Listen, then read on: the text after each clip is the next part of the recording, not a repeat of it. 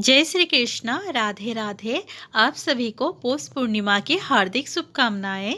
पूर्णिमा यानी शुक्ल पक्ष का 15वां दिन यह महीने में एक बार आती है। इस तरह पूरे साल में कुल 12 पूर्णिमा तिथि होती है। इस साल 2025 पौष पूर्णिमा 13 जनवरी को है। पौष पूर्णिमा पर स्नान व दान करने से शुभ फलों की प्राप्ति होती है। पौष पूर्णिमा से प्रयागराज में कल्पवास का भी आरंभ हो जाता है।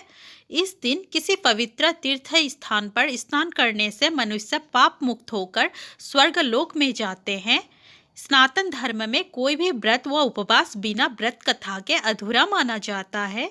इसलिए पौष पूर्णिमा का व्रत करते समय भी कथा अवश्य पढ़नी चाहिए। आइए अब श्रवण करते हैं पौष पूर्णिमा की पावन कथा। एक गरीब ब्राह्मण दंपति एक छोटी से गांव में रहते थे। ब्राह्मण अत्यंत धर्मात्मा और श्रद्धालु थे, लेकिन उनकी आर्थिक स्थिति बहुत दयनीय थी। ब्राह्मणी भी अत्यंत धर्मपरायण और पतिव्रता थी। वह दोनों भगवान की उपासना और पूजा अर्चना करते थे, लेकिन उनकी गरीबी खत्म नहीं हो रही थी। एक दिन ब्राह्मण ने अपने गांव के पुजारी से अपनी समस्या बताई। पुजारी ने ब्राह्मण को पूर्णिमा व्रत करने का सुझाव दिया। उन्होंने बताया कि पूर्णिमा के दिन व्रत करने और भगवान विष्णु की पूजा करने से सभी कष्ट दूर हो सकते हैं और आर्थिक स्थिति में सुधार हो सकता है। ब्राह्मण और उसकी पत्नी ने पूरे श्रद्धाभाव से पूर्णिमा व्रत का पालन करना शुरू किया। वह इस दिन उपवास रखते, स्नान कर भगवान विष्णु की पूजा करते और रात को चंद्रमा को अर्घ्य देकर ही व्रत खोलते थे।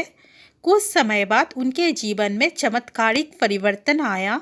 उनकी आर्थिक स्थिति धीरे धीरे सुधरने लगी और वह खुशी और समृद्ध हो गए। उनके परिवार में खुशियों की बाढ़ आ गई और उनके सभी कष्ट समाप्त हो गए। इस प्रकार पूर्णिमा व्रत की महिमा अपार है और इसके पालन से जीवन के सभी दुखों का नाश होता है। भगवान विष्णु की कृपा से भक्तों के जीवन में सुख, शांति और समृद्धि का वास होता है। पूर्णिमा व्रत की इस कथा को श्रवण करने से पुण्य की प्राप्ति होती है और भगवान की कृपा सदैव बनी रहती है। इस दिन व्रत करने से मनुष्य को मानसिक शांति, आध्यात्मिक बल और पारिवारिक सुख की प्राप्ति होती है। प्रेम से बोलिए श्री हरि भगवान विष्णु की जय।